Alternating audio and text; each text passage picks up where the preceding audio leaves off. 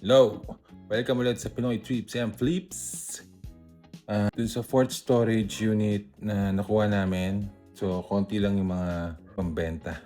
Mostly mga kids clothes, kaya dinonate na lang namin. Ang mga nakuha dun sa fourth storage unit ay itong mga pang kids. Kids dunks. Siguro ito mga $15 to $20. This Jordan. 11 na dati. Jordan 11 kids. Ito pa, another shoes. Another Nike Jordan. Air Jordan din ata ito. Yep. Lahat yan for kids.